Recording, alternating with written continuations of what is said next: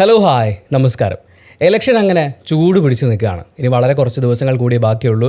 സ്ഥാനാർത്ഥികളെല്ലാവരും ആ പ്രചാരണ ചൂടിലേക്ക് വരുന്നു. ഒരുപാട് വാഗ്ദാനങ്ങൾ വാരിയെറിയുന്നു, അങ്ങോട്ടും ഇങ്ങോട്ടും ചെളി വാരി എറിയുന്നു. ഇങ്ങനെയുള്ള പല കാര്യങ്ങളും നടന്നുകൊണ്ടിരിക്കുകയാണ്. ഇതിനിടയിൽ രണ്ട് പേർ തമ്മിലുള്ള അതിൽ ഒരാളാണിത് തുടങ്ങി വെച്ചിട്ടുള്ളത്. ഇപ്പം ചെറുതായിട്ടൊന്ന് അടങ്ങിയിട്ടുണ്ട്. എന്നാലും അവരങ്ങോട്ടും ഇങ്ങോട്ടും പറഞ്ഞതും അവരൊറ്റയ്ക്കൊറ്റയ്ക്ക് പറഞ്ഞതുമായിട്ടുള്ള ചില കാര്യങ്ങളോടുള്ള നമ്മുടെ യോജിപ്പ് വിയോജിപ്പുകളൊക്കെ ഒന്ന് പ്രകടിപ്പിക്കാൻ വേണ്ടിയിട്ടാണ് ഈ വീഡിയോ ചെയ്യുന്നത്. പക്ഷേ ഈ രണ്ട് സ്ഥാനാർത്ഥികളും രണ്ട് മണ്ഡലങ്ങളിലാണ് ഉള്ളത് എന്ന് ചിലപ്പോൾ ജനങ്ങൾ മറന്നു പോകാൻ സാധ്യതയുള്ളൊരു കാര്യമാണെന്ന് തോന്നുന്നു. കാര്യം ഇവരങ്ങോട്ടും ഇങ്ങോട്ടുള്ള ഈ കോൺവെർസേഷൻസ് ചർച്ചയായിട്ടുണ്ടായിരുന്നു. ഒരാൾ പാലക്കാട് സ്ഥാനാർത്ഥിയായിട്ടുള്ള രമേഷ് പിഷാരടിയാണ്, മറ്റേ ആൾ തൃക്കാക്കരയിലെ സ്ഥാനാർത്ഥിയായിട്ടുള്ള അഖിൽ മാരാറാണ്. ഇവരുടെ ഒരു കോമൺ ഫാക്ടർ എന്താണെന്ന് വെച്ച് കഴിഞ്ഞാൽ രണ്ടുപേരും നാവ് കൊണ്ട് കയറി വന്ന ആളുകളാണ്.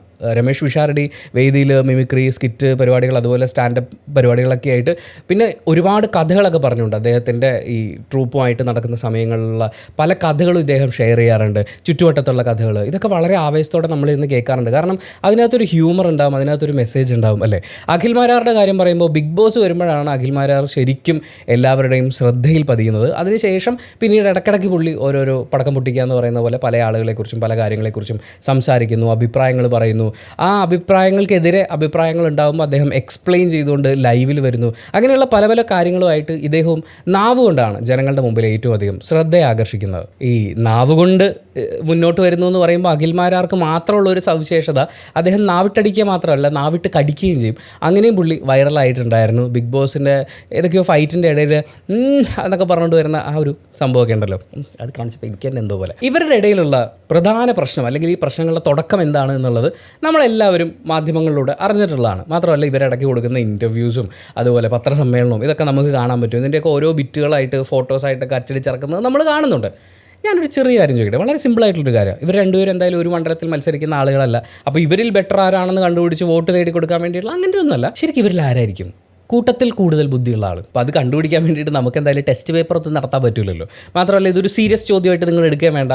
ഇവരുടെ പത്രസമ്മേളനത്തിൽ ഇവർ പറഞ്ഞിട്ടുള്ളതും ഇൻ്റർവ്യൂസിൽ ഇവർ പറഞ്ഞതൊക്കെ വെച്ചിട്ട് നമുക്ക് ചുമ്മാ ആലോചിച്ച് നോക്കാം. ഒരു ചായയൊക്കെ കുടിച്ചുകൊണ്ട് കാഷ്വൽ ആയിട്ടുള്ളൊരു ചുമ്മാ ഒരു വർത്താനം. ഈ കഴിഞ്ഞ ദിവസം ഒരു പത്രസമ്മേളനത്തിൽ നമ്മുടെ രമേഷ് പിഷാരടി കുറച്ച് ചോദ്യങ്ങളൊക്കെ നേരിട്ടിട്ടുണ്ടായിരുന്നു. അദ്ദേഹത്തിൻ്റെ ഈ പൊതുപ്രവർത്തന പാരമ്പര്യത്തെക്കുറിച്ചായിരുന്നു ചോദ്യം. കാര്യം പുള്ളി സിനിമയൊക്കെ ആയിട്ട് നടക്കുകയല്ലേ. അപ്പോൾ ഈ രാഷ്ട്രീയ പ്രവർത്തനം എന്ന് പറഞ്ഞാൽ ഇപ്പോൾ ഓപ്പോസിറ്റ് മത്സരിക്കുന്നത് ശോഭാ സുരേന്ദ്രനെ പോലെ ഒരു കാൻഡിഡേറ്റ് ആണ്. വളരെ പ്രതിപക്ഷ ബഹുമാനത്തോടു കൂടിയാണ് ശോഭാ സുരേന്ദ്രനെക്കുറിച്ച് രമേഷ് പിഷാരടി പറയുന്നത്. വളരെ സ്ട്രോങ് ആയിട്ടുള്ളൊരു നേതാവ്. അപ്പോൾ അങ്ങനെ വരുമ്പോൾ എന്താണ് രമേഷ് പിഷാരടിയുടെ പൊതുപ്രവർത്തന പാരമ്പര്യം എന്ന് ചോദിക്കുമ്പോൾ പുള്ളി പറയുന്നത്, എനിക്ക് പൊതുപ്രവർത്തനം ഉണ്ടായിരുന്നു. അതായത് ഞാൻ രാഷ്ട്രീയ പാർട്ടിയുടെ ഭാഗമായിട്ടുള്ള പ്രവർത്തനങ്ങളിലൊന്നും ഇല്ലെങ്കിലും ഞാൻ പൊതുപ്രവർത്തനങ്ങളിൽ പങ്കാളിയായിരുന്നു. മാത്രമല്ല ഞാൻ അതിനൊരു പബ്ലിസിറ്റി കൊടുത്തിട്ടില്ല എന്നാണ്. അപ്പോൾ അതൊരു ബുദ്ധിപരമായ മറുപടിയാണ്. ഞാൻ പൊതുപ്രവർത്തന രംഗത്തുണ്ടായിരുന്നു, അതായത് ജനങ്ങളെ സേവിക്കുക എന്ന് പറയുന്നതിന് എന്നെ കൊണ്ട് പറ്റുന്ന കാര്യങ്ങളൊക്കെ ഞാൻ ചെയ്തിട്ടുണ്ടായിരുന്നു. ഒരു രാഷ്ട്രീയ പാർട്ടിയുടെ ഭാഗമായി പ്രത്യക്ഷത്തിൽ ഇറങ്ങി നടന്നിട്ടില്ല എന്നുള്ളതാണ്. അതിന് പുള്ളി കൊടുത്ത ആ സെൻറ്റൻസ് ഭയങ്കര രസമായിരുന്നു. ഈ വാക്കുകളൊക്കെ വെച്ച് കളിക്കാൻ രമേഷ് പിഷാരടി കഴിഞ്ഞല്ലേ ആളുള്ളൂ.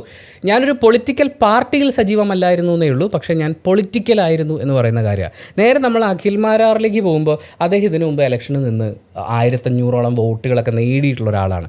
അപ്പോൾ രാഷ്ട്രീയ പാർട്ടിയിൽ അല്ലെങ്കിൽ ജനങ്ങളുടെ ഇടയിൽ ഇറങ്ങി നടന്ന് വോട്ട് ചോദിക്കുക എന്നൊക്കെ പറയുന്ന ആ ഒരു കാര്യം, അതിൽ അഖിൽ മാരാറിനൊരു എക്സ്പീരിയൻസ് ഉണ്ട്. പിന്നെ പൊതുവെ സെലിബ്രിറ്റീസൊക്കെ നേരിടേണ്ടി വരുന്നൊരു ചോദ്യം ഉണ്ടല്ലോ, അതായത് ഇപ്പോൾ ഇലക്ഷനിൽ നിന്ന് ജയിച്ചു കഴിഞ്ഞാൽ നിങ്ങൾ ഓൾറെഡി കലാമേഖലയിലുണ്ടല്ലോ, അപ്പോൾ നിങ്ങളുടെ ജോലിയുടെ കാര്യങ്ങളൊക്കെ മാറ്റി വെച്ചിട്ട് നിങ്ങൾക്ക് എങ്ങനെയാണ് രാഷ്ട്രീയ പ്രവർത്തനത്തിൽ ഇറങ്ങാൻ പറ്റുക? ഇപ്പോൾ ഒരു മുഴുവൻ സമയ രാഷ്ട്രീയ പ്രവർത്തകനല്ലേ ഇത് ചെയ്യാൻ പറ്റുകയെന്ന് ചോദിക്കുമ്പോൾ രമേഷ് പിഷാരടി അവിടെയും വളരെ ബുദ്ധിപരമായി കാര്യങ്ങളെ ഡീൽ ചെയ്യുന്നുണ്ട്. കാരണം കോവിഡൊക്കെ കഴിഞ്ഞതിന് ശേഷം രമേഷ് പിഷാരടിക്ക് സ്റ്റേജ് ഈവൻസ് ഇല്ല. ക്ഷണിക്കപ്പെടുന്ന വളരെ ചുരുക്കം പരിപാടികളിൽ മാത്രമാണ് പുള്ളി പങ്കെടുക്കുന്നത്. മാത്രമല്ല സിനിമയിൽ ഇപ്പോൾ ആക്റ്റീവും അല്ല. അതുകൊണ്ട് ജയിച്ചു കഴിഞ്ഞാൽ ഞാൻ മുഴുവൻ സമയവും ഈ നാടിന് വേണ്ടിയിട്ട്, ജനങ്ങൾക്ക് വേണ്ടിയിട്ട് രാഷ്ട്രീയ പ്രവർത്തനം എന്നുള്ള രീതിയിൽ എനിക്ക് ഇറങ്ങാൻ പറ്റും, അതിൽ തടസ്സമില്ലെന്നാണ്. അഖിൽ മാരാർ പക്ഷേ വളരെ ഡിഫറൻ്റ് ആയിട്ടുള്ളൊരു ടേക്കാണ് പറഞ്ഞിട്ടുള്ളത്.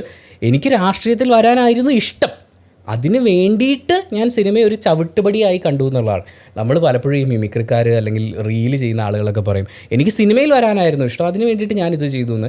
ഞാൻ ജീവിതത്തിൽ ആദ്യമായിട്ടാണ് എനിക്ക് രാഷ്ട്രീയത്തിൽ വരാനായിരുന്നു ഇഷ്ടം, അതിനുവേണ്ടി ഞാൻ സിനിമയിലൂടെ ശ്രമിക്കുകയായിരുന്നു എന്ന് കേൾക്കുന്നത്. പക്ഷേ സിനിമയിലൂടെ അല്ലെങ്കിൽ ബിഗ് ബോസിന് ശേഷം പുള്ളിക്ക് കിട്ടിയ പോപ്പുലാരിറ്റിയുടെയൊക്കെ ഭാഗമായിട്ട് 2020 സ്ഥാനാർത്ഥിയായിട്ട് അദ്ദേഹം രാഷ്ട്രീയത്തിലെത്തി. ഇതിനിടയിൽ ചില പാർട്ടികളോട് ചേരില്ലെന്നും ചേരാമെന്നും ഒക്കെ പറഞ്ഞ് പല വിമർശനങ്ങളും പരിപാടികളൊക്കെ ആയിട്ട് അഖിൽ മാരാർ ഇങ്ങനെ പാർട്ടികളിങ്ങനെ മാറിക്കൊണ്ടിരിക്കുകയായിരുന്നു. എന്തായാലും രാഷ്ട്രീയത്തിൽ വരിക എന്ന് പറയുന്ന ഒരു ലക്ഷ്യം പുള്ളിക്കുണ്ട് എന്ന് പുള്ളി പറയുമ്പോൾ അപ്പോൾ ഒരു മുഴുനീള രാഷ്ട്രീയ പ്രവർത്തകനായി പൊതുജന സേവകനായി അദ്ദേഹത്തിന് ചിലപ്പോൾ മാറാൻ പറ്റുമായിരിക്കും. പക്ഷേ ഈ വിഷയത്തിൽ ഒരു ചെറിയ ക്യാച്ചുണ്ട്. അതായത് മുഴുനീള രാഷ്ട്രീയ പ്രവർത്തകനാകാൻ എനിക്ക് പറ്റും എന്ന് ഇവർ രണ്ടുപേരും പറയുന്നു. ശരി, ആയിക്കോ, അതൊക്കെ അവരുടെ ഇഷ്ടം, അവരുടെ കാര്യങ്ങളൊക്കെയാണല്ലോ. പക്ഷേ അങ്ങനൊരു പൊതുജന സേവകനായി മാറുന്ന സമയത്ത് എങ്ങനെയാണ് കാര്യങ്ങളെ ഹാൻഡിൽ ചെയ്യുക? അതായത് അധികാരമൊക്കെ കിട്ടിക്കഴിഞ്ഞാൽ ഇവരെങ്ങനെയായിരിക്കും കാര്യത്തിനെ ഹാൻഡിൽ ചെയ്യുക?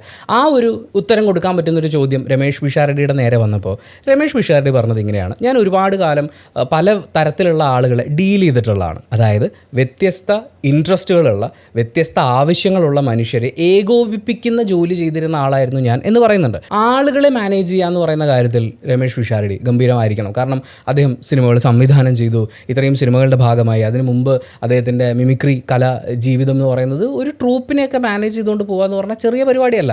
ഓരോരുത്തരും ഇപ്പോൾ ഓരോരുത്തരുടെ ഈഗോ ഹാൻഡിൽ ചെയ്യേണ്ടി വരും. ചില ആൾക്കാരുടെ ഭയങ്കര സങ്കടമായിരിക്കും, അവരുടെ ഇമോഷണൽ സ്റ്റേറ്റ് ആയിരിക്കും, ഫാമിലി റിലേറ്റഡ് ഇഷ്യൂസ് ആയിരിക്കും. ഇതൊക്കെയും മാനേജ് ചെയ്ത് ഒരു ആർട്ടിസ്റ്റിനെ കൊണ്ടുപോകുക അല്ലെങ്കിൽ ഒരു മനുഷ്യനെ മാനേജ് ചെയ്യുക എന്ന് പറയുന്നത് വലിയൊരു സ്കില്ലാണ്.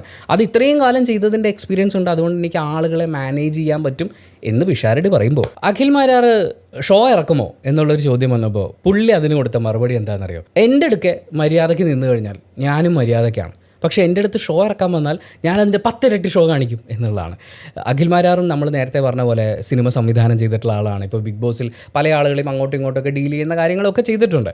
പക്ഷേ ഒരു പൊതുപ്രവർത്തകൻ എന്ന നിലയിൽ നമ്മൾ നിൽക്കുമ്പോൾ ഏത് തരം ഷോ ഇറക്കലിൻ്റെ ഭാഗമായിട്ടാണെങ്കിലും നമ്മളടുത്ത് ഇങ്ങോട്ട് ഡീസൻ്റ് ആണെങ്കിൽ ഓക്കെ, ചിലപ്പോൾ നമ്മളുടെ അടുത്ത് ജാട ഇറക്കും. ചില ആൾക്കാർ വന്ന് ഭയങ്കര ദേഷ്യപ്പെട്ടായിരിക്കും ആദ്യം സംസാരിക്കുക. കാര്യം അവർ കുറേ സ്ഥലത്തൊക്കെ കയറി ഇറങ്ങിയിട്ടൊക്കെ വരികയല്ലേ. അങ്ങനെ വന്നിട്ട് താൻ എന്ത് മനുഷ്യനാടോ എന്നൊക്കെ ചോദിക്കുന്ന സമയത്ത് ഞാൻ ഈ മനുഷ്യനാണ്, നീ ആരടാ എന്ന് തിരിച്ചു ചോദിച്ചു കഴിഞ്ഞാൽ അവിടെ ഒരു ക്ലാഷ് ഉണ്ടാവില്ലേ? അപ്പോൾ അഖിൽ മാരാർ പറഞ്ഞത് ഒന്ന് തിരുത്തേണ്ടതല്ലേ? അല്ലെങ്കിൽ അങ്ങനെ ഷോ ഇറക്കുന്ന അഖിൽ മാരാർ ഒന്ന് ഒതുങ്ങേണ്ടതല്ലേ? കാര്യം അഖിൽ മാരാർ ഉത്തരം കൊടുത്തത് അഖിൽ ഷോ ഇറക്കുമോ എന്നുള്ള ചോദ്യത്തിനാണെങ്കിലും നമ്മൾ രാഷ്ട്രീയത്തിലേക്ക് വരുമ്പോൾ, ഇങ്ങോട്ടൊരാൾ ഷോ ഇറക്കി വരുമ്പോൾ അല്ലെങ്കിൽ നമ്മുടെ മെക്കിട്ട് കയറാൻ വരുമ്പോൾ അയാളെയും കൂടെ നിർത്തുക എന്ന് പറയുന്ന, അല്ലെങ്കിൽ അയാളെയും മാനേജ് ചെയ്യുക എന്ന് പറയുന്നത് അതാണല്ലോ നമുക്ക് മുന്നോട്ട് പോകാൻ, അല്ലെങ്കിൽ ഒരു നാട്, ഒരു സമൂഹം, ഒരു ഗ്രൂപ്പ് എന്നുള്ള രീതിയിൽ മുന്നോട്ട് പോകാൻ വേണ്ടിയിട്ട് അങ്ങനെ ഒരു സ്കില്ലല്ലേ അവിടെ ഉണ്ടാവേണ്ടത്. ഇപ്പോൾ വ്യക്തി ജീവിതത്തിൽ നമുക്ക് പലതരം ആറ്റിറ്റ്യൂഡും ഉണ്ടാവും. ഇപ്പോൾ എൻ്റെ അടുത്ത് ഷോ ഇറക്കാൻ വന്നാൽ ഞാനും വിട്ടുകൊടുക്കില്ല എന്നൊക്കെ നമുക്ക് ചിന്തിക്കാം. പക്ഷേ രാഷ്ട്രീയത്തിലേക്ക് വരുമ്പോൾ, ഇത്രയും വ്യത്യസ്തരായ ആളുകളെ ഡീൽ ചെയ്യുക എന്ന് പറയുന്ന ഒരു കാര്യത്തിലേക്ക് വരുമ്പോൾ ആ ആറ്റിറ്റ്യൂഡിൽ ചേഞ്ച് വരേണ്ടതാണ്. അല്ലെങ്കിൽ അങ്ങനെ ഒരു ആറ്റിറ്റ്യൂഡാണ് എനിക്കുള്ളത് എന്ന അർത്ഥം ദ്യോതിപ്പിക്കുന്ന രീതിയിലുള്ള ഉത്തരങ്ങളിലേക്ക് പോകാതിരിക്കുന്നതാണ് ബെറ്റർ എന്ന് തോന്നിയിരുന്നു. മറ്റൊരു പ്രധാനപ്പെട്ട കാര്യം, ഒരിക്കൽ പറഞ്ഞത് മാറ്റി പറയുക, നിലപാടുകൾ മാറ്റി പറയുക. അന്നേരം ഞാൻ പറഞ്ഞത് നിലപാടല്ല, അതെൻ്റെ അഭിപ്രായമായിരുന്നു, അഭിപ്രായം വേറെ നിലപാട് വേറെ എന്നൊക്കെ പറഞ്ഞ് അങ്ങനെയൊക്കെ ഉരുണ്ട് കളിക്കുന്ന അല്ലെങ്കിൽ നിറം മാറുന്ന ഒരു ഓന്ത് എന്നുള്ള രീതിയിൽ അഖിൽ മാരാറെ കുറിച്ച് പലരും പറയാറുണ്ട്. പുള്ളി ഒരു സർട്ടിഫൈഡ് ആയിട്ടുള്ള ആളാണ് ആ കാര്യത്തിൽ എന്നാണ് എനിക്ക് ഫീൽ ചെയ്തിട്ടുള്ളത്. പക്ഷേ നേരെ ഓപ്പോസിറ്റ് സൈഡിൽ നമ്മുടെ രമേഷ് പിഷാരടിക്കും ഇതുപോലെയുള്ള ചില ചാഞ്ചാട്ടങ്ങൾ അല്ലെങ്കിൽ നിറം മാറലുകൾ നമുക്ക് കാണാൻ വേണ്ടിയിട്ട് പറ്റും. അതിലൊരു വലിയ ഉദാഹരണം, രമേഷ് പിഷാരടി ഒരു സെലിബ്രിറ്റിയാണ്. അപ്പോൾ സെലിബ്രിറ്റി ഇലക്ഷന് മത്സരിക്കുമ്പോൾ പ്രചാരണത്തിന് സെലിബ്രിറ്റീസിനെ കൊണ്ടുവരിക എന്ന് പറയുന്നത് ഇതിന് മുമ്പും സംഭവിച്ചിട്ടുള്ളതാണ്, ഇപ്രാവശ്യവും സംഭവിക്കുന്നുണ്ട്. അപ്പോൾ രമേഷ് പിഷാരടി സെലിബ്രിറ്റീസിനെ കൊണ്ടുവരുമോ പ്രചാരണത്തിന് എന്നൊരു ചോദ്യം ചോദിച്ചപ്പോൾ അന്ന് രമേഷ് പിഷാരടി പറഞ്ഞത് താരങ്ങളെ പ്രചാരണത്തിന് കൊണ്ടുവരില്ല, അത് ആഗ്രഹിക്കുന്നില്ല, ഇനി ആഗ്രഹിച്ചാലും ഞാൻ കൊണ്ടുവരില്ല. UDFൻ്റെ കാൻഡിഡേറ്റ് ആയിട്ട് ജയിച്ചാൽ മതി, എനിക്കൊരു സെലിബ്രിറ്റി ആയിട്ട് ജയിക്കേണ്ട, എനിക്ക് UDFൻ്റെ വെറുമൊരു കാൻഡിഡേറ്റ് ആയിട്ട് ജയിച്ചാൽ മതി എന്ന് പറഞ്ഞ രമേഷ് പിഷാരടിയുടെ പ്രചാരണത്തിന് സെലിബ്രിറ്റീസ് വരികയുണ്ടായി. അങ്ങനെ വന്നു കഴിഞ്ഞപ്പോൾ ഉണ്ടായ ആ ചോദ്യത്തിന് രമേഷ് പിഷാരടി നല്ലൊരു ഉത്തരവാണ് കൊടുത്തത്. ഈ സെലിബ്രിറ്റീസ് അവർ വരുന്നതാണ്, ഞാൻ വിളിക്കുന്നതല്ല. പിന്നെ ഞാനും ആലോചിച്ചു, ആളുകൾക്ക് എൻ്റർടൈൻമെൻറ്റ് കിട്ടുന്ന ഒരു പരിപാടിയല്ലേ, ഞാനായിട്ട് എന്തിനാ അത് മുടക്കുന്നത് എന്ന് പറയുമ്പോൾ ഞാൻ താരങ്ങളെ പ്രചാരണത്തിന് കൊണ്ടുവരില്ല. താരങ്ങൾ വെറുതെ ഇത് വിളിക്കാതെ കയറി വരാൻ വല്ല കല്യാണമൊക്കെ ആണോ എന്ന് നമുക്ക് ചോദിക്കാൻ തോന്നിപ്പോകുന്ന പോലത്തെ ഒരു പരിപാടിയാണ്. പക്ഷേ രമേഷ് പിഷാരടി വളരെ വിദഗ്ധമായി ആ സിറ്റുവേഷനെ ഹാൻഡിൽ ചെയ്തത്. ഈ ചോദ്യം വന്നു, ഇങ്ങനൊരു ഉത്തരം പറഞ്ഞു, ആ ഉത്തരത്തിന് ഉറപ്പായിട്ടും മറുചോദ്യം വരും, മാധ്യമപ്രവർത്തകരല്ലേ അവർ ചോദിക്കും. പക്ഷേ രമേഷ് പിഷാരടി അതിനെ മറികടക്കുന്നത്, അയ്യോ എനിക്ക് കുറച്ച് പരിപാടികളും കൂടിയുണ്ട്, ഞാൻ ഭയങ്കര അത് തിരക്കാണ്, മറ്റേ ഇലക്ഷനൊക്കെ അല്ലേ എന്ന് പറഞ്ഞിട്ട് പുള്ളി ഒരു ഒറ്റ മുങ്ങലാണ്. ഇതിന് വേറെ എക്സ്പ്ലനേഷൻ ഒന്നും കൊടുത്തിട്ടില്ല. താരങ്ങളെ കൊണ്ടുവരില്ല എന്ന് പറഞ്ഞു, പക്ഷേ താരങ്ങൾ വന്നു. മറ്റൊരു കാര്യം നമ്മുടെ രമേഷ് പിഷാരടി പറഞ്ഞത്, BJPയെ മാത്രമേ ഞാൻ ഈ മണ്ഡലത്തിൽ ഒരു എതിരാളിയായി കാണുന്നുള്ളൂ എന്നുള്ളതാണ്. അതായത് ശോഭാ സുരേന്ദ്രനെ മാത്രമേ അദ്ദേഹം എതിരാളിയായിട്ട് കാണുന്നുള്ളൂ, ഇടതുപക്ഷത്തിൻ്റെ സ്ഥാനാർത്ഥിയൊന്നും ഒരു ഇരയല്ല എന്നർത്ഥം വരുന്ന രീതിയിൽ സംസാരിച്ചിട്ടുണ്ടായിരുന്നു. ഈ ഇടതുപക്ഷം ഇങ്ങനെയാണ് എന്ന് പറഞ്ഞിട്ടില്ല, BJPയെ മാത്രമാണ് എതിരാളിയായി കാണുന്നതെന്നാണ്. പക്ഷേ പറഞ്ഞതിലെ പ്രശ്നം പുള്ളിക്ക് മനസ്സിലായി കഴിഞ്ഞപ്പോൾ, കാരണം ഇതൊരു ജനാധിപത്യ രാഷ്ട്രമാണ്, ഇവിടെ പല പാർട്ടികൾ മത്സരിക്കും, പാർട്ടികളില്ലാതെ സ്വതന്ത്രരായിട്ട് മത്സരിക്കും, അങ്ങനെ ഓരോ സ്ഥാനാർത്ഥികളെയും നമ്മൾ പ്രതിപക്ഷ ബഹുമാനത്തോടുകൂടി ഡീൽ ചെയ്യണം.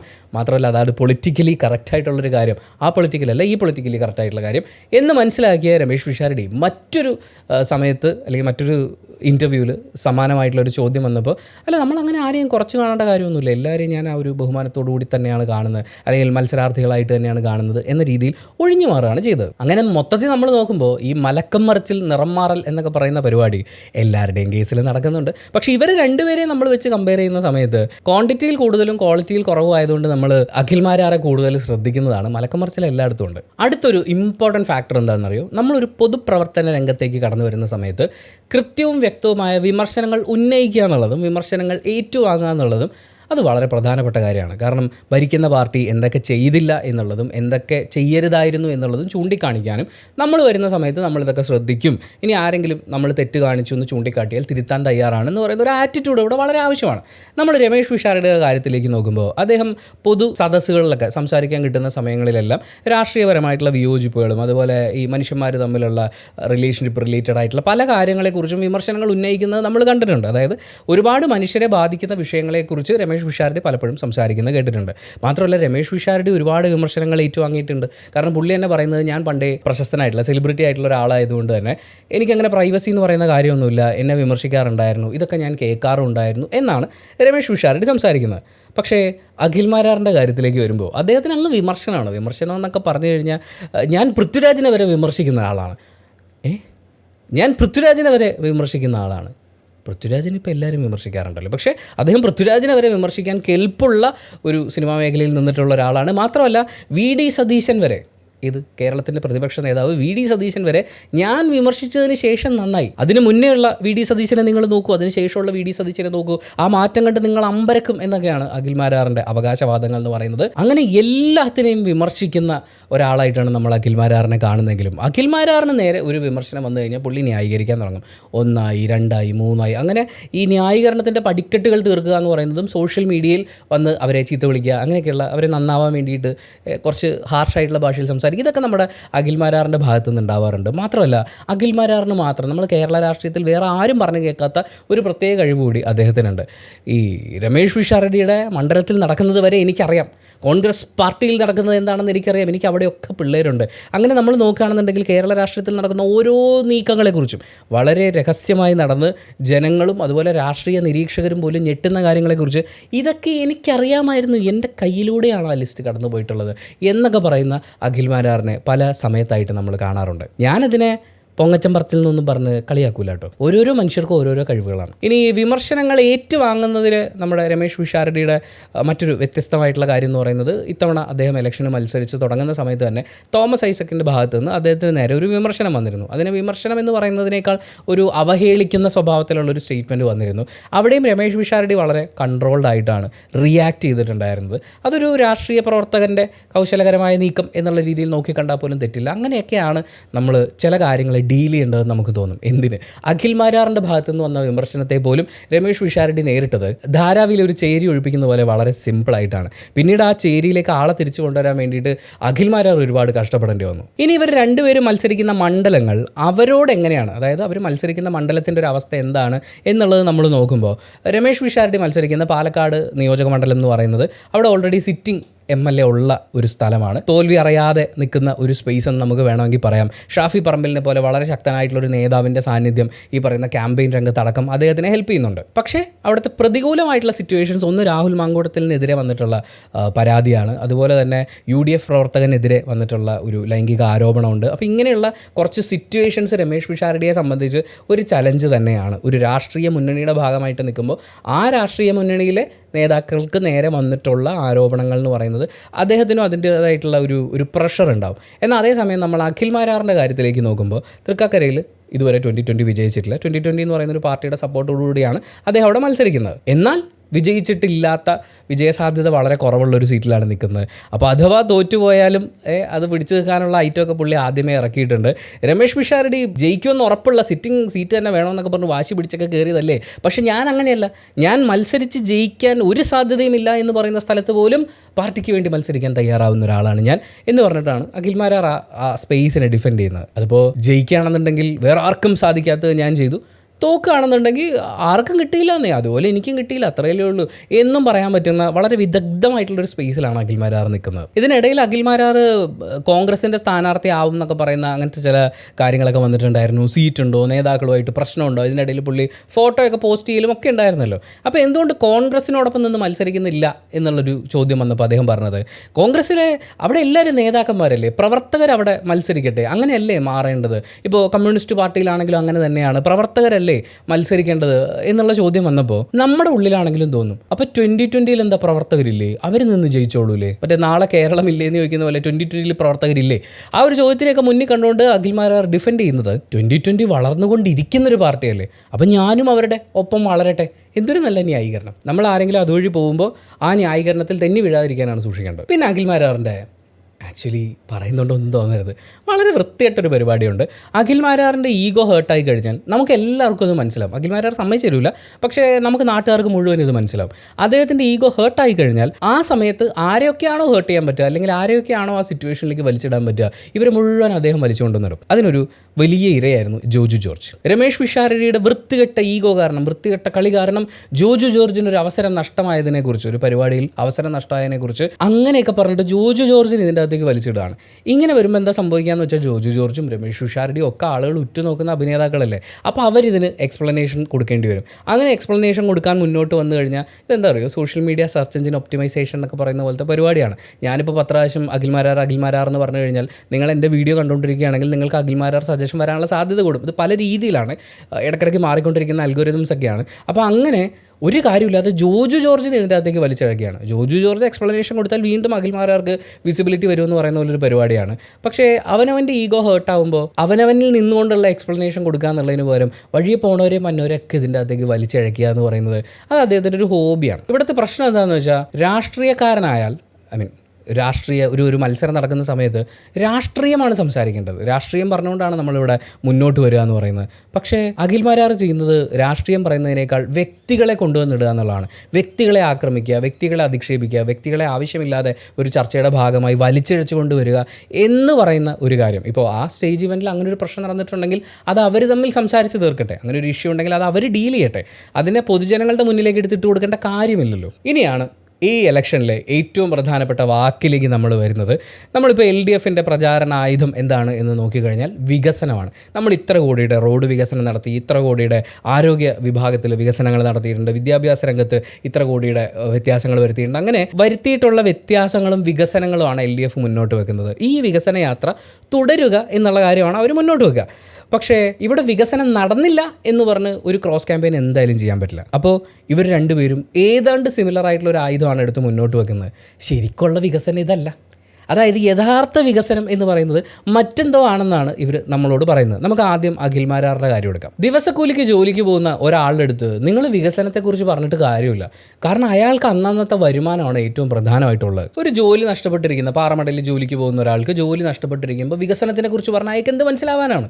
അയാളുടെ പ്രശ്നങ്ങൾ നമ്മൾ പരിഹരിക്കുക എന്നുള്ള എന്താണെന്നറിയോ, അവിടെ ചോദിച്ച ചോദ്യം ഇതായിരുന്നു. ഒരു MLA ആയി കഴിയുമ്പോൾ നമ്മൾ എന്ത് ചെയ്യുന്നു എന്നുള്ളത്. നമ്മൾ ഈ നിയമസഭാ ഇലക്ഷന് മത്സരിച്ച് ജയിച്ച് MLA ആയി കഴിയുമ്പോൾ ഒരു മണ്ഡലത്തിലെ മുഴുവൻ ആളുകളുടെയും കാര്യങ്ങളാണ് നമ്മൾ ഡീൽ ചെയ്യാൻ പോകുന്നത്.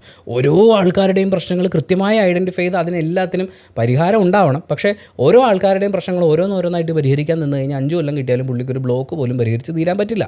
മാത്രമല്ല പ്രശ്നങ്ങൾ ഒന്ന് പരിഹരിക്കുമ്പോൾ അടുത്തടുത്ത പുതിയ പ്രശ്നങ്ങൾ ഉണ്ടായി വരികയും ചെയ്യും. അപ്പോൾ കളക്റ്റീവായി ആ മണ്ഡലത്തിന് ഒരു വികസനം ഉണ്ടാവുക. മാത്രമല്ല ഈ ജോലി പോയിരിക്കുന്ന ആളുടെ അടുത്ത് വികസനം പറഞ്ഞിട്ട് എന്ത് കാര്യം എന്ന് ചോദിച്ചാൽ, വികസനം എന്ന് പറയുന്നത് ഒരുപാട് തൊഴിലവസരങ്ങളോടും കൂടി ചേർന്നാണ് വരുന്നത്. ഇപ്പോൾ പുതിയൊരു ഷോപ്പിംഗ് മാൾ ഒരു സ്ഥലത്ത് വരുന്നു, അതിനുള്ള കാര്യങ്ങളെല്ലാം ചെയ്തു, അല്ലെങ്കിൽ ഒരു വ്യവസായ സ്ഥാപനം വരുന്നു എന്ന് പറഞ്ഞു കഴിഞ്ഞാൽ അവിടെ ഒരുപാട് പേർക്ക് ജോലി കിട്ടും. അപ്പോൾ ജോലി നഷ്ടപ്പെട്ടിട്ടുള്ള ഒരാളുടെ അടുത്ത് നിങ്ങൾക്കും കൂടി ജോലി കിട്ടുന്ന രീതിയിലുള്ള വികസന പ്രവർത്തനങ്ങൾ ഇവിടെ നടക്കുന്നുണ്ട് എന്ന് പറയുന്നതല്ലേ അയാൾക്ക് ആശ്വാസമാവുക. അല്ലാതെ അയാൾക്ക് എത്രയും പെട്ടെന്ന് മറ്റൊരു പാറമടയിൽ ജോലി നേടിക്കൊടുത്തിട്ട് അതെങ്ങനെയാണ് ശരിയാവുക? എന്നാൽ അതേസമയം നമ്മൾ രമേഷ് പിഷാരടിയുടെ കാര്യത്തിലേക്ക് പോകുമ്പോൾ അദ്ദേഹം ഈ പാലക്കാട് മണ്ഡലത്തിൽ വലിയ വികസനങ്ങളൊന്നും ഉണ്ടായിട്ടില്ലല്ലോ എന്ന് ചോദിക്കുമ്പോൾ അദ്ദേഹം കൊടുക്കുന്ന മറുപടി, കാരണം സ്റ്റേറ്റ് ഭരിച്ചുകൊണ്ടിരുന്നത് LDF ആണ് എന്നാണ്. പെട്ടെന്ന് കേൾക്കുമ്പോൾ നമുക്ക് തോന്നും ശരിയാ, സംസ്ഥാന ഗവൺമെൻറ് പാലക്കാട് മണ്ഡലത്തിന് ഒന്നും കൊടുത്തില്ല. കാരണം രാഹുൽ മാങ്കൂട്ടത്തിലായിരുന്നല്ലോ അവിടെ MLA ആയിട്ട് നിന്നിരുന്നത്. അതിനു മുമ്പ് ഷാഫി പറമ്പിലുണ്ടായിരുന്നു. അപ്പോൾ അങ്ങോട്ടേക്ക് വികസനം വല്ലതും കൊടുത്തു കഴിഞ്ഞാൽ അതിൻ്റെ ക്രെഡിറ്റ് അവർക്ക് പോകുമല്ലോ എന്ന് പേടിച്ച് സംസ്ഥാന സർക്കാർ അങ്ങോട്ടേക്ക് യാതൊരു വികസന പ്രവർത്തനങ്ങളും അനുവദിച്ചില്ല. അതുകൊണ്ട് വികസിച്ചില്ല എന്നാണ് രമേശ് പിഷാരടി പറയുന്നത്. പെട്ടെന്ന് കേൾക്കുമ്പോൾ നമുക്ക് തോന്നും ശരിയാ, ഈ സംസ്ഥാന സർക്കാരിന് ഭയങ്കര അസൂയ, ക്രെഡിറ്റ് വിട്ടുകൊടുക്കാൻ ഭയങ്കര മടിയാന്നൊക്കെ. അങ്ങനെയാണെങ്കിൽ ഒരു ചെറിയ സംശയം, ഇത്തവണത്തെ നിയമസഭാ ഇലക്ഷനിൽ ബഹുഭൂരിപക്ഷം സീറ്റുകളും നേടിക്കൊണ്ട് LDF അധികാരത്തിൽ വരികയും രമേശ് പിഷാരടി വിജയിച്ച് MLA ആവുകയും ചെയ്തു നോക്കൂ. അപ്പോൾ രമേശ് പിഷാരടിക്ക് ഒന്നും ചെയ്യാൻ പറ്റില്ലെന്നല്ലേ? കാരണം LDF ഭരിക്കുന്ന സമയത്ത് നമുക്കിവിടെ ഒന്നും ചെയ്യാൻ പറ്റില്ല എന്നൊരു MLA പറയുന്നത് അത് സത്യത്തിൽ അയാളുടെ കഴിവുകേടല്ലേ? അങ്ങനെയുള്ളൊരു സാഹചര്യത്തിലും നയപരമായി കാര്യങ്ങളെ ഡീൽ ചെയ്ത് തൻ്റെ മണ്ഡലത്തിലെ ജനങ്ങൾക്ക് ആവശ്യമായ വികസന പ്രവർത്തനങ്ങൾ എത്തിച്ചു കൊടുക്കാൻ പറ്റുന്ന ഒരാൾക്കല്ലേ നമ്മൾ വോട്ട് ചെയ്യേണ്ടത്? അല്ല, അങ്ങനെ ഒരു അർത്ഥം അതിനുണ്ടല്ലോ. രമേശ് പിഷാരടിയും പ്രധാനമായിട്ട് പറയുന്നത് പ്രാഥമിക ആവശ്യങ്ങൾക്ക് ഇമ്പോർട്ടൻസ് കൊടുക്കുമെന്നാണ്. നമ്മളിതിൽ മനസ്സിലാക്കേണ്ടത് എന്താ അറിയോ? പ്രാഥമിക ആവശ്യങ്ങൾ, ജനങ്ങളുടെ പ്രാഥമിക ആവശ്യങ്ങൾ നിറവേറുക എന്ന് പറയുന്നത് അതെല്ലാ ജനപ്രതിനിധികളുടെയും ഉത്തരവാദിത്തമാണ്. സ്റ്റേറ്റ് ആയാലും സെൻട്രൽ ഗവൺമെൻറ് ആയാലും അതിന് വേണ്ടിയിട്ടുള്ള പദ്ധതികളും കാര്യങ്ങളൊക്കെ ഉണ്ടാവുകയും നമ്മൾ മുന്നോട്ട് വരികയും ചെയ്യും. അത് നിങ്ങൾക്ക് ചെയ്യാൻ പറ്റില്ലെങ്കിൽ നിങ്ങൾ ഈ പരിപാടിക്കാൻ നിൽക്കരുത്. അപ്പോൾ ഞാൻ ജയിച്ചു കഴിഞ്ഞാൽ ചെയ്യാൻ പോകുന്ന മെയിൻ പരിപാടി ഇതാണെന്ന് പറയുമ്പോൾ അത് ആക്ച്വലി നമ്മളൊരു മണ്ഡലത്തിന് വേണ്ടി MLA ആയിട്ട് വിജയിച്ച് വരിക എന്ന് പറയുമ്പോഴേക്കും ഒരുപാട് ആളുകൾക്ക് പുതുതായി എന്ത് നമുക്ക് കൊടുക്കാൻ പറ്റും? ഞാനല്ല, വേറെ ആര് മത്സരിച്ച് കഴിഞ്ഞാലും ജയിച്ചു കഴിഞ്ഞാലും പ്രാഥമിക ആവശ്യങ്ങൾക്ക് ഇമ്പോർട്ടൻസ് കൊടുത്തേ പറ്റും. അത് ഉത്തരവാദിത്തമാണ്. അതിനപ്പുറം എനിക്ക് എന്ത് ചെയ്യാൻ പറ്റും എന്നല്ലേ നമ്മളവിടെ സംസാരിക്കേണ്ടത്. മാത്രമല്ല, രമേശ് പിഷാരടി പറഞ്ഞൊരു ഉദാഹരണമാണ്, നമ്മളൊരു പാർക്ക് ഉണ്ടാക്കി, ഒരു വികസന പ്രവർത്തനത്തിൻ്റെയൊക്കെ ഭാഗമായിട്ട് ഒരു വലിയ പാർക്കൊക്കെ ഡെവലപ്പ് ചെയ്തു. പക്ഷേ ആ പാർക്കിൻ്റെ രണ്ട് സൈഡിലും ഇന്ന ആളെ സഹായിക്കുക, ചികിത്സാ സഹായം എന്നൊക്കെ ആവശ്യപ്പെടുന്ന അത്തരം ബോർഡുകളാണുള്ളതെങ്കിൽ ആ പാർക്കിൽ എങ്ങനെ നമുക്ക് സമാധാനമായിട്ടിരിക്കും എന്നുള്ളൊരു ചോദ്യം വരുമ്പോൾ നമുക്കും ഇത് കേൾക്കുമ്പോൾ തോന്നും, ശരിയാ, ലക്ഷങ്ങൾ മുടക്കി ഒരു പാർക്ക് വെക്കുന്നു, പക്ഷേ ആ പാർക്കിൻ്റെ അപ്പുറവും ഇപ്പുറവും അല്ലെങ്കിൽ സഹായം ആവശ്യപ്പെട്ടുകൊണ്ട് ഒരുപാട് ആളുകളുണ്ടല്ലോ. അപ്പോൾ അവരെ സഹായിക്കുകയല്ലേ നമ്മൾ മെയിനായിട്ട് വേണ്ടതെന്നാണ് നമ്മളിവിടെ മനസ്സിലാക്കേണ്ടത്. അവരെ സഹായിക്കണം, അതിന് പദ്ധതികളും പരിപാടികളും ഒക്കെ ഉണ്ടാവണം. അതൊക്കെ മെയിനായിട്ടുള്ള ഏറ്റവും പ്രധാനപ്പെട്ട കാര്യങ്ങളാണ്. പക്ഷേ ഒരു പ്രദേശത്ത് ഒരു പാർക്ക് ഉണ്ടാവുക എന്ന് പറയുന്നത് ആ പ്രദേശത്തെ കുട്ടികളുടെ മാനസിക ശാരീരിക ആരോഗ്യത്തിൻ്റെ മുന്നോട്ടുള്ള പോക്കിന് വളരെ ആവശ്യമാണ്. മാത്രമല്ല, രാവിലെ തൊട്ട് വൈകുന്നേരം വരെ ഇരുന്ന് ജോലി ചെയ്യുന്ന ആളുകൾക്ക് രാവിലെ നടക്കാൻ പോകാൻ വേണ്ടി, വൈകുന്നേരം ഒരു ലെഷർ ടൈം സ്പെൻഡ് ചെയ്യാൻ വേണ്ടിയിട്ട് അങ്ങനെയുള്ള സൗകര്യങ്ങൾ വേണം. അതെല്ലാ വികസിത രാജ്യങ്ങളും അല്ലെങ്കിൽ വികസിച്ച് വന്നിട്ടുള്ള എല്ലാ സമൂഹങ്ങളും വളരെയധികം പ്രാധാന്യം കൊടുത്ത് നടപ്പിലാക്കിയിട്ടുള്ളൊരു കാര്യമാണ്. ഒരു പാർക്ക് വരിക എന്ന് പറയുന്നത് ഒരു കമ്മ്യൂണിറ്റിയുടെ ഏറ്റവും പ്രധാനപ്പെട്ട ആവശ്യങ്ങളിൽ ഒന്ന് തന്നെയാണ്. അത് അത്യാവശ്യമല്ല, നമുക്ക് രോഗികളെയൊക്കെ ചികിത്സിക്കലാണ് മെയിൻ ആവശ്യം, അല്ലെങ്കിൽ സഹായം ആവശ്യമുള്ളവർക്ക് സാമ്പത്തിക സഹായം എത്തിക്കലാണ് അത്യാവശ്യമെന്ന് പറഞ്ഞാൽ ഈ കാര്യം നടപ്പിലാകാതിരിക്കുമ്പോൾ നിങ്ങൾ അവിടെ ഒരാളെ സഹായിച്ചു, പക്ഷേ ഇവിടെ ഒരു കമ്മ്യൂണിറ്റിക്ക് വേണ്ടുന്ന കുറേ കാര്യങ്ങൾ നിങ്ങൾ നിഷേധിക്കുകയാണ്, അല്ലെങ്കിൽ അതിനെ കുറച്ച് കാണുകയാണ്. ഒരു MLA അങ്ങനെ ആവാൻ പാടില്ലല്ലോ. നമുക്ക് എല്ലാവരും വേണ്ടേ? എല്ലാവരെയും ഒരുപോലെ നമുക്ക് കൊണ്ടുപോകാൻ പറ്റണ്ടേ? സഹായം ആവശ്യമുള്ള ആളുകൾക്ക് സഹായം എത്തിക്കാൻ വേണ്ടിയിട്ടുള്ള സൗകര്യങ്ങൾ ചെയ്തു കൊടുക്കുക. ചിലപ്പോൾ ആ പാർക്കിൽ നടക്കാൻ പോകുന്ന ഒരാൾ ബോർഡ് കണ്ടു കഴിയുമ്പോൾ അയാളെ ഞാനൊന്ന് സഹായിക്കാമെന്ന് വെച്ചാൽ അയാൾ രക്ഷപ്പെടില്ലേ? പിഷാരടി പറയുന്ന പല കാര്യങ്ങളും പെട്ടെന്ന് കേൾക്കുമ്പോൾ നമുക്ക് ശരിയല്ലേ എന്ന് തോന്നുമെങ്കിലും ഇരുത്തിയൊന്ന് ആലോചിച്ച് കഴിയുമ്പോൾ പല കാര്യങ്ങളിലും ചില പ്രശ്നങ്ങൾ കാണാൻ പറ്റും. 18നും 25നും ഇടയിൽ പ്രായമുള്ള ആളുകൾക്ക് സ്റ്റാർട്ടപ്പ് തുടങ്ങാനുള്ള സൗകര്യമൊരുക്കും എന്ന് രമേശ് പിഷാരടി പറയുമ്പോൾ അത് നമുക്ക് കേൾക്കുമ്പോൾ ഭയങ്കര പ്രതീക്ഷ നൽകുന്നൊരു കാര്യമാണ്. നമ്മളെല്ലാവരും ജോലി ചെയ്യുന്ന ആളുകൾ എന്നുള്ളതിൽ നിന്ന് മാറിയിട്ട് പുതിയ സംരംഭങ്ങൾ തുടങ്ങാൻ നമ്മുടെ യുവത്വത്തിനെ നമ്മൾ പ്രോത്സാഹിപ്പിക്കണം. Very good, wonderful. പക്ഷേ അതിനെ പുള്ളി അലൈൻ ചെയ്യുമെന്ന് പറഞ്ഞ കാര്യത്തിലാണ് എനിക്ക് കുറച്ച് കൺഫ്യൂഷൻ ഉള്ളത്. കാരണം പാലക്കാട് മണ്ഡലത്തെക്കുറിച്ചാണ് അദ്ദേഹം സംസാരിക്കുന്നത്. ഒരുപാട് പ്രായമായിട്ടുള്ള ആളുകളൊക്കെ വീട്ടിലുണ്ട്. ഈ പ്രായമായ ആളുകളെ കൂടി സപ്പോർട്ട് ചെയ്യുന്ന രീതിയിൽ നമുക്ക് ഈ സ്റ്റാർട്ടപ്പുകളിൽ ചിലതൊക്കെ അലൈൻ ചെയ്യാൻ പറ്റും എന്നുള്ള രീതിയിൽ അദ്ദേഹം സംസാരിക്കുമ്പോൾ ഇമോഷണൽ കാര്യമാണ് പെട്ടെന്ന് കേൾക്കുമ്പോൾ. പക്ഷേ ശരിക്കൊന്ന് ഇരുത്തി ആലോചിച്ച് നോക്കിയേ, പ്രായമായിട്ടുള്ള ആളുകൾ അവരെ സുരക്ഷിതമായി പാർപ്പിക്കാൻ പറ്റുന്ന, അവർക്ക് അവരുടെ പ്രായത്തിലുള്ള ആളുകളുമായി ഇൻട്രാക്ട് ചെയ്യാനും പുതിയ കാര്യങ്ങൾ ചർച്ച ചെയ്യാനും ചിന്തിക്കാനും ഒക്കെ സ്പേസ് നൽകുന്ന മന്ദിരങ്ങൾ ഉണ്ടാവുക എന്നുള്ളതല്ലേ ഏറ്റവും പ്രധാനം. നമ്മുടെ നാട്ടിൽ വൃദ്ധമന്ദിരങ്ങൾ എന്ന് പറഞ്ഞു കഴിഞ്ഞാൽ എന്തോ മറ്റേ വേസ്റ്റ് കൊണ്ട് കളയുന്ന പോലെ നമ്മൾ മനുഷ്യന്മാരെ കൊണ്ടിടുന്ന സ്ഥലമാണെന്ന് പറയുന്ന ഒരു ധാരണയുണ്ട്. ഇന്നിപ്പോൾ അതിൽ കുറേ മാറ്റങ്ങളൊക്കെ വന്നു തുടങ്ങിയിട്ടുണ്ട്. ഓൾഡ് ഏജ് ഹോമുകൾ ഉണ്ടാവുക, അവിടുത്തെ വികസന പരിപാടികൾ വളരെ ശക്തമാക്കുക എന്ന് പറയുന്നൊരു കാര്യം ചെയ്യുകയാണെങ്കിൽ അതല്ലേ യൂസ്ഫുൾ ആവുക. യുവാക്കളെ അവരുടെ വഴിക്ക് വിടൂ. അവരിൽ ആരെങ്കിലും ഈ പ്രായമായ ആളുകൾക്ക് വേണ്ടി ഒരു പ്രോജക്റ്റ് ഉണ്ടാക്കുകയോ അതിൻ്റെ ഭാഗമായി പ്രവർത്തിക്കാൻ ആഗ്രഹിക്കുകയോ ചെയ്യുകയാണെങ്കിൽ അവർ വരട്ടെ, അവർ കടന്നു വരും. അതിപ്പോൾ സ്റ്റാർട്ടപ്പിനുള്ളൊരു അന്തരീക്ഷം പിഷാരടി ഒരുക്കി കൊടുത്തില്ലെങ്കിലും, ആസ് ആൻ MLA അദ്ദേഹം ഒരുക്കി കൊടുത്തില്ലെങ്കിലും അങ്ങനെ ചെയ്യാൻ ആഗ്രഹമുള്ളവർ അതിനുള്ള മാർഗ്ഗങ്ങൾ കണ്ടെത്തും. ഒരുപാട് NGOs ഉണ്ട്, ഒരുപാട് സംഘടനകളുണ്ട്. അവർ ആ മാർഗ്ഗങ്ങളിലൂടെ എത്തിക്കോളും. സ്റ്റാർട്ടപ്പായിട്ടും വൃദ്ധജനങ്ങൾക്കായിട്ടുള്ള പദ്ധതികൾ അത് അങ്ങനെയും അതിൻ്റെ ഒരു സെപ്പറേറ്റ് ലെവലിൽ തന്നെ കൊണ്ടുപോകുന്നതാണ് നല്ലത്. പക്ഷേ രമേശ് പിഷാരടി മിക്സ് ചെയ്ത് പറയുന്നത് കേൾക്കുമ്പോൾ നമ്മുടെ എവിടെയോ ഒരു ഇമോഷണൽ സാധനവും കൂടി ഭയങ്കരമായിട്ട് കണക്റ്റ് ആവും. ഇവർ ഈ രണ്ടുപേരും, അഖിൽ മാരാർ ആണെങ്കിലും രമേശ് പിഷാരടി ആണെങ്കിലും മറ്റേത് കാൻഡിഡേറ്റ് ആണെങ്കിലും ഈ ജനങ്ങളുടെ അടിസ്ഥാന ആവശ്യങ്ങൾ പരിഗണിക്കും, അവരുടെ പ്രാഥമിക കാര്യങ്ങൾക്ക് മുൻഗണന കൊടുക്കും എന്നൊക്കെ പറയുന്ന സമയത്ത് ഇവർ ഈ മനസാക്ഷിയെ പിടിച്ചാണ് ഈ വോട്ട് നേടാൻ വേണ്ടിയിട്ട് ശ്രമിക്കുന്നത്. അതായത് ഒരു സോഫ്റ്റ് ഇമോഷൻ ഉണ്ട്, ആ ഇമോഷനിലൊന്ന് കുത്തുന്ന സമയത്ത് സാധാരണക്കാരൻ എന്ന് പറയുന്ന ഇമോഷനിലൊക്കെ കുത്തിയിട്ട് മാക്സിമം വോട്ട് നേടുക എന്ന് പറയുന്നൊരു കാര്യമാണ്. പക്ഷേ ഈ അടിസ്ഥാന ആവശ്യങ്ങൾ, പ്രാഥമിക ആവശ്യങ്ങൾ എന്ന് പറയുന്നത് ആര് ജയിച്ചാലും നടപ്പിലാക്കേണ്ട കാര്യമാണ്. അതിനപ്പുറം നമുക്ക് എന്ത് ചെയ്യാൻ പറ്റുമെന്ന് ചോദിക്കുമ്പോൾ നിങ്ങൾ വികസനത്തെക്കുറിച്ച് തന്നെയാണ് സംസാരിക്കേണ്ടത്. കൂടുതൽ ഗ്രാമം അല്ലെങ്കിൽ ഒരു നഗരം വികസിതമാവുന്ന സമയത്ത് അവിടെ പുതിയ തൊഴിലവസരങ്ങൾ സൃഷ്ടിക്കപ്പെടും, ആളുകളുടെ ജീവിത നിലവാരം മെച്ചപ്പെടും, കൂടുതൽ വിദ്യാഭ്യാസ സാധ്യതകളെക്കുറിച്ച് ജനങ്ങൾ അന്വേഷിക്കാൻ തുടങ്ങും, അവരത് സ്വായത്തമാക്കും. ഒരു സമൂഹം മുഴുവൻ ഉയർത്തപ്പെടുകയാണ് ചെയ്യുക വികസന പ്രവർത്തനങ്ങൾ ഉണ്ടാകുമ്പോൾ. അതിനെക്കുറിച്ചാണ് നമ്മൾ സംസാരിക്കേണ്ടത്. പക്ഷേ രമേഷ് പിഷാരടി വികസനത്തെക്കുറിച്ച് സംസാരിച്ചാൽ പാലക്കാടുണ്ടായ വികസനങ്ങളെക്കുറിച്ചുള്ളൊരു ചോദ്യം വരും. ആ ചോദ്യം വന്നപ്പോൾ പുള്ളി ആദ്യമേ വെട്ടി, സംസ്ഥാന സർക്കാർ LDF ആയതുകൊണ്ട് ഞങ്ങൾക്ക് ഇവിടെ വികസിപ്പിക്കാൻ പറ്റിയിട്ടില്ല എന്ന്. അഖിൽ മാരാർ പറയുന്നു ജോലി പോയ ആളുടെ അടുത്ത് വികസനത്തിനെക്കുറിച്ച് പറഞ്ഞിട്ട് കാര്യമില്ല എന്ന്. ജോലി അവസരങ്ങൾ ഉണ്ടാവുക, അത് സംരക്ഷിക്കപ്പെടുക എന്ന് പറയുന്ന ഇമ്പോർട്ടൻ്റ് ആയിട്ടുള്ള ഫാക്ടറുണ്ട്. അത് വളരെ ബേസിക്കായി ചെയ്യേണ്ടതാണ്. പക്ഷേ വികസന പ്രവർത്തനങ്ങൾ കൊണ്ടുവരികയും കൂടുതൽ മെച്ചപ്പെട്ട തൊഴിലവസരങ്ങൾ ഉണ്ടാക്കുകയും കൂടുതൽ സാലറി ആളുകൾക്ക് കിട്ടാനുള്ള അല്ലെങ്കിൽ വരുമാനം ആളുകൾക്ക് നേടിക്കൊടുക്കാൻ പറ്റുന്ന സാധ്യതകൾ ഉണ്ടാക്കുകയും ചെയ്യുക എന്നുള്ളതാണ് ഒരു വികസിത കേരളം എന്നുള്ള രീതിയിൽ ഇതിനെ നോക്കി കാണുന്ന, അല്ലെങ്കിൽ ഞാൻ നിൽക്കുന്ന മണ്ഡലം കൂടുതൽ വികസിച്ച് കാണണം എന്ന് ആഗ്രഹിക്കുന്ന ഒരാൾ ചെയ്യേണ്ടത്. പ്രാഥമിക ആവശ്യങ്ങൾ, വളരെ അടിസ്ഥാനമായിട്ടുള്ള ആവശ്യങ്ങൾ, ഇത് ഞാൻ നടപ്പിലാക്കും, ഇത് ഉറപ്പുവരുത്തും എന്ന് പറയുമ്പോൾ സംസ്ഥാന ഗവൺമെൻറ്റും സെൻട്രൽ ഗവൺമെൻറ്റും ഒക്കെ ഒരുപാട് പദ്ധതികൾ വെച്ചുകൊണ്ട് നടപ്പിലാക്കുന്ന, സംരക്ഷിച്ചു പോരുന്ന ഒരുപാട് കാര്യങ്ങളുണ്ട്. അതിപ്പോൾ നിങ്ങൾ മാത്രമല്ല, വേറെ ആര് ജയിച്ചു കഴിഞ്ഞാലും അവർ നടപ്പിലാക്കേണ്ടതാണ്. നടപ്പിലാക്കിയിട്ടില്ലെങ്കിൽ ജനങ്ങൾ പ്രക്ഷോഭം ഉണ്ടാക്കുകയും സ്റ്റേറ്റ് ഗവൺമെൻറ്റിൻ്റെയും സെൻട്രൽ ഗവൺമെൻറ്റിൻ്റെയും ശ്രദ്ധ ആകർഷിക്കുകയും ചെയ്യും, മറ്റ് ജനങ്ങളുടെയും ശ്രദ്ധ ആകർഷിച്ച് ബേസിക് കാര്യങ്ങൾ നേടിയെടുക്കും. പക്ഷേ അതിനപ്പുറം അടുത്ത ലെവൽ എന്തെങ്കിലും ചെയ്യാനുണ്ടോ? അതോ ഇപ്പോൾ പോകുന്ന പോലെ തന്നെ ഒരു മാറ്റവും വരുത്താതെ എങ്ങനെയെങ്കിലും ഒരു 5 കൊല്ലം ഞാൻ തള്ളിക്കോളാം എന്നാണോ നിങ്ങൾ പറയുന്നത്? ഈ ചോദ്യം വെറുതെ ഒന്ന് മനസ്സിൽ വെച്ചോളൂ എന്ന് പറഞ്ഞിട്ട് നിങ്ങളടുത്ത് വോട്ട് ചോദിക്കാൻ വരുന്ന ആൾ എന്ത് പറഞ്ഞാണ് വോട്ട് ചോദിക്കുന്നത്? എന്ത് തരാമെന്നാണ് നമ്മളോട് പറയുന്നത്? അവർ ഇതിനു മുമ്പ് എന്താണ് തന്നിട്ടുള്ളത് എന്നൊക്കെ ഒന്ന് ആലോചിച്ച് ക്രോസ് ചെക്ക് ചെയ്തിട്ട് അങ്ങനെയൊക്കെ വോട്ട് ചെയ്യാൻ തയ്യാറെടുക്കൂ എന്ന് ഓർമ്മിപ്പിച്ചിട്ട് നമ്മൾ ഈ വീഡിയോയുടെ വൈൻഡപ്പ് ചെയ്യാണ്. Thank you so much for watching this video. Video ഇഷ്ടപ്പെട്ടാൽ മാത്രം ലൈക്ക് ചെയ്യുക, ഇഷ്ടപ്പെട്ടിട്ടില്ലെങ്കിൽ എന്തുകൊണ്ട് ഇഷ്ടപ്പെട്ടില്ല എന്ന് കമൻറ്റ് ചെയ്യുക, ചാനൽ സബ്സ്ക്രൈബ് ചെയ്യുന്ന കാര്യവും ഹൈപ്പ് ചെയ്യുന്ന കാര്യമൊക്കെ പരിഗണിക്കുക.